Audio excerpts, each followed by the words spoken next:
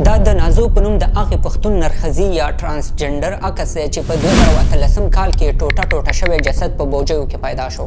پولیسو چې کله د هغې جسد کورنۍ ته سپاره نو کورنۍ یې د جسد له اخیستلو انکار وکړ او پولیس مجبور شول چې په خپله هدیره کې ښخ کړي. دا ټرانسجنډر مایا نومیږي. په 2019 کال کې تازه 19 کلن شوی و چې د خپل پلار لخوا په ډېرې بېرحمۍ سره وویشتل شو او بیا یې جسد په سیند کې خطا کړی و. خو دا یوازینی څو پیښې نه دي. زموږ په پښتنه ټولنه کې له ټرانسجنډر سره د دا ډول لسګونو زړه خفه کوونکو پیښو مثالونه شته چې نرښځیان پکې له سختو فزیکي او رواني شکنجو سره مخ شوي دي. د ډولفینایان په نوم دا ټرانسجنډر وایي چې څه موده مخکې یو نارینه ورنه د تومانچې په زور لوڅه ویډیو کړې وه او بیا یې سوشل میډیا کې خپره کړه چې هغې ته یې ډېره رواني صدمه هم ورسوله. نو د وژنې او شکنجې په خوا کې له دغو نرښځیانو سره هره ورځ په ټولنه کې غیر انساني چلند کیږي. د یو بشپړ انسان په نظر ورته نه کتل کیږي. په ټولنه کې تر ټولو ټیټه او ګناهګاره طبقه ګڼل کیږي او د دې ټولو تر شا یو دلیل دی او هغه دا دی چې ولې دا اجرا دی. نو راځئ نن په دې ویډیو کې همدې پوښتنې ته ځواب پیدا کړو چې دا خلک ولې اجراګان دي او ولې دا رقم ژوند اختیار کړی دی. د اکسفورډ پوهنتون دې تحقیق او د معلوماتي بایوټیکنالوژۍ د مرکز دې تحقیق ثابته کړې ده چې د انسان د جنسیت شناخت د خپو په منځ کې له مخصوصو غړو نه پیژندل کیږي. یعنی که یو انسان په وجود کې د نارینه مخصوص غړي ولري ضرور نه ده چې هغه د نارینه وي. همدارنګه که یو انسان د ښځینه مخصوص غړي ولري ضرور نه ده چې هغه به دننه په باطن کې هم ښځه وي. په دې اړه به وروسته په تفصیل سره وغږیږو خو اول راځئ په دې ځان پوه کړو چې ټرانسجنډر وایي څه ته. په اصل کې د جنسیت په لحاظ ټرانسجنډر انسانان له 50 نه هم په ډېرو ډولونو ویشل شوي دي. خو زموږ په ټولنه کې ورته اجرا، نرښځی، ایزک یا خواجه سرا هم وایي. غربي نړۍ د ټرانسجنډر دا ټول قسمونه په لنډو مخففاتو کې راټول کړي او د LGBT په نوم یاد کړي دي. دوی په دې خاطر د نرښځیانو بېلابېل ډولونه روښانه کړي دي تر څو د ټولو انسانانو د جنسي تمایلاتو او خواهشاتو په اړه یو بل پوه شي او د یو بل جنسي خواهشاتو ته درناوی هم وکړي او په ټولنه کې ورته خپل حقونه هم ورکړي. مثلا د ال کلمه له لیسبین نه اخیستې او دا د هغو ښځو لپاره استعمالیږي چې د جنسي اړیکو لپاره غواړي له ښځو نه استفاده وکړي. دویمه کلمه جی دی چې له ګی نه اخیستل شوې او د هغو نارینهو لپاره استعمالیږي چې غواړي له نارینهو سره جنسي اړیکه ونیسي. دریم لغت بی دی چې له بای سیکشوال نه اخیستل شوی او د هغو نارینه او ښځینهو لپاره استعمالیږي چې جنسي تمایلات یوازې یو جنسیت لرونکي شخص پورې نه وي محدود. دوی د هر جنسیت لرونکي کس ته تمایلات لرلی شي. او بله کلمه یې ټي دی چې له ټرانسجنډر نه اخیستل شوی او دا په دې کټګورۍ کې تر ټولو مهمه ډله ګڼل کیږي. ټرانسجنډر په عمومي ډول د هغو خلکو دپاره استعمالیږي چې د وجود ظاهري بڼه د یو جنسي خو احساسات یې د بل جنسي. مثلا یو انسان د پیدایښت په وخت کې په فزیکي ډول نارینه پیدا شوی، د وجود ټولې برخې د نارینه وي خو احساسات، رواني حالات او فطرت یې د ښځینه وي. همدارنګه ډېرې ښځې چې د پیدایښت په وخت کې وجود د ښځو وي خو احساسات او فطرت یې د نارینهو پیدا شوی. یوازې فطرت او احساسات نه دي، شاید په وجود کې نورې ظاهري نښې هم موجودې وي لکه نور وجود یې د نارینه وي خو د ویښتو اوږدېدل یې له ښځو سره مشابهت ولري، د لاسونو او پښو حرکات او داسې نورې هم له ښځو سره شباهت ولري. په دې کې بیا داسې خلک هم شته چې د پیدایښت په وخت کې د وجود مخصوص اعضاوې هیڅ نه معلومیږي چې نارینه دی او که ښځینه. د ځینو په وجود کې د نارینه او ښځینه دواړو مخصوص غړي موجود دي او په ځینو کې نه د نارینه وي او نه د ښځینه وي. له دې سره په خوا کې ځینې نرښځیان د پیدایښت په وخت کې نارینه وي خو له اپریشن یا عملیاتو وروسته په ښځینه باندې بدل شي چې دې ته ښځینه ټرانسجنډر ویل کیږي. ځینې ټرانسجنډر د پیدایښت په وخت کې ښځینه وي خو له عملیاتو وروسته بیا په نارینه باندې بدل شي او دې ته بیا نارینه ټرانسجنډر وایي. د هغو ټرانسجنډرو چې د پیدایښت په وخت کې د نارینه او ښځینه معلومات نه کیږي هغو ته جنډر کویر وایي او د هغو چې جنسیت هیڅ وخت په نارینه او ښځینه بدلیدی نشي هغوی ته نن باینري جنډر وایي. خو ډاکټرانو په تحقیقاتو کې موندلې ده چې په اوس وخت کې جنسیت یوازې د انسان د مخصوصو اعضاو په لرلو سره نه مشخص کیږي بلکې د انسان په وجود کې له دننه ارګانونو نه معلومیږي چې انسان د کوم جنسیت لرونکی دی. یعنی که لږ یې واضح ووایو یو انسان که چیرته د پښو په منځ کې د نارینهو اعضا ولري ضرور نه دی چې د هغه په وجود کې دننه ارګانونه دې هم د نارینه وي او که یو څوک د پښو په منځ کې د ښځینهو اعضاوې ولري ضرور نه دی چې د هغه په وجود کې دې هم دننه د ښځینهو ارګانونه موجود دي. مثلا دا په 2018 کال کې په ترانسجنډر باندې شوی تحقیق دی. په دې کې لیکل شوي چې ترانسجنډر خلک به د پیدایښت په وخت کې د نارینه یا ښځینه جنس په توګه پیدا شي، خو دا ضرور نه ده چې دوی دې په باطن کې هم ښځینه یا نارینه واوسي. دې تحقیق معلومه کړې ده چې د یو انسان جنسیت د هغه احساسات، فطرت او هارمونونو پورې اړه لري.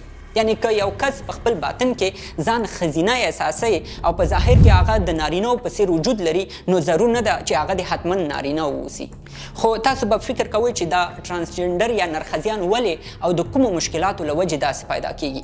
موږ تاسو د مکتب په بیولوژي کتابونو کې لوستي دي چې د انسان وجود 23 د کروموزومونو جوړې لري. په دې کې یوه جوړه د جنسیت کروموزوم ده او د همدې کروموزوم له وجې د انسان جنسیت معلومیږي چې نارینه دی او که ښځینه.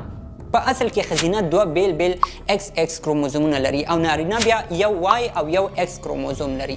که چېرته یو ماشوم یو ایکس کروموزوم له پلار واخلي او یو ایکس کروموزوم له مور واخلي چې دواړه له یو ځای کېدو نه وروسته ایکس ایکس کېږي، نو هغه به د جنسیت په لحاظ یوه سالمه نجلۍ پیدا کېږي. او که یو ماشوم له پلار نه یو وای کروموزوم واخلي او له مور نه یو ایکس کروموزوم واخلي چې دواړه له یو ځای کېدو وروسته یو وای او یو ایکس شي، نو دا ماشوم به هلک پیدا کېږي. خو دلته کېدی شي چې د هارمونونو د ګډوډېدو په صورت کې د انسان کروموزومونه په منظم ډول حجرو ته ونه رسیږي او جنسیت له مشکلاتو سره مخ شي، چې دې حالت ته بیا موزایزم وایي. په اصل کې موزایزم هغه حالت دی چې د یو انسان وجود ته په بشپړ ډول د بل انسان ډي ان اے ور ونه رسیږي. مثلا که چیرته د یو ماشوم حجرو ته له پلار نه یو ایکس او یو وای کروموزوم ورسیږي او نورو حجرو ته یې له مور نه 2 ایکس کروموزومونه یا یو ایکس کروموزوم ورسیږي چې دا په یو ځای کېدو سره دا د یوې جوړې نه زیاتیږي بیا، نو د داسې خلکو په وجود کې د جنسیت تغییرات محسوسیږي او ماشوم د جنسیت په لحاظ ترانسجنډر یا په هغو حالتونو کې پیدا کیږي چې مخکې مو یادونه وکړه. نو ډاکټران په همدې خاطر تاکید کوي چې په دنیا کې انسانان یوازې او یوازې د ښځې او نارینه جنسیت نه لري، دلته له دې نه علاوه نور جنسیتونه هم موجود دي. همدې تحقیقاتو ته په کتلو سره د جنسیت د برخې متخصصان وایي په دې کار باندې باید ترانسجنډر ملامت نشي چې ولې د نارینتوب خویونه، لباس، حرکات او چال چلند پرېښي او په دې شکل باندې ژوند کوي. په هغو ملکونو کې چې ترانسجنډر یا نرښځي ته د یو مساوي انسان په نظر کتل کیږي او ټول حقونه یې ورکول شوي، هلته ترانسجنډر د نورو انسانانو غوندې پرمختګونه کړي دي او په ژوند کې ډېر لوړ مقام ته هم رسېدلي دي. مثلا جینټ موک د امریکا یوه ترانسجنډره ده. په دنیا کې یوه له تکړه لیکوالانو ګڼل کیږي. د تلویزیون د برخې بااستعداده پروډیوسره او ډایرکټره او د بشري حقونو یو مخکښه فعال هم ده. هغې څو مهم کتابونه لیکلي دي چې د تر ټولو ډېرو خرڅ شوو کتابونو په کتار کې هم راغلي دي. همدارنګه دا میلیاردره سرمایهداره ترانسجنډره ده. جنیفر ناتالیا نومیږي. په ډېرو هیوادونو کې مشهورې کمپنۍ جوړې کړي دي او د تجارت له لارې مهم نړیوال انعامونه هم ګټلي دي. دې غوندې سلګونه نور مثالونه هم شته چې په نورو ملکونو کې ترانسجنډر د خپل استعداد له مخې هغه څه ترلاسه کړي دي چې یوه ښځه یا یو سړی هم ترلاسه کولی شي. خو پوښتنه اوس دا را پیدا کېږي چې په نورو ملکونو کې ترانسجنډر په دومره لویه کچه کارونه کوي، زموږ په ټولنه کې ولې ترانسجنډر یوازې د ډانسر یا په محفلونو کې د ګډېدونکي انسان په توګه پیژندل کېږي؟ راځئ د یو مثال لپاره د یوې ډاکومنټرۍ دا لنډه برخه راواخلو. دا ډاکومنټري په پاکستان کې د نرښځیانو په وضعیت جوړه شوې ده. د ماګي په نوم دا نرښځی ارمان لري چې په مسافر وړونکو تیارو کې د خدماتي عملې یا ایر هوسټس په توګه کار وکړي، خو د ډېرو کلونو له کوشش سره سره هم نه کامیابېږي چې د خپلې خوښې وظیفه واخلي او وجه یې هم دا ورته ښودل کېږي چې ته اجرا او هیڅ اداره نشي کولی چې تا ته وظیفه درکړي. همدارنګه دا د پېښور یو تعلیم یافته ترانسجنډر ډولفین ایان دی. هغه تر سیول انجینرۍ پورې زده کړې کړې دي، خو چې کله یې د کار کولو لپاره ادارو ته اسناد لیږل، ټولو ادارو به د هغه د جنسیت له وجې د هغه اسناد ردول او کار به یې نه ورکاوه.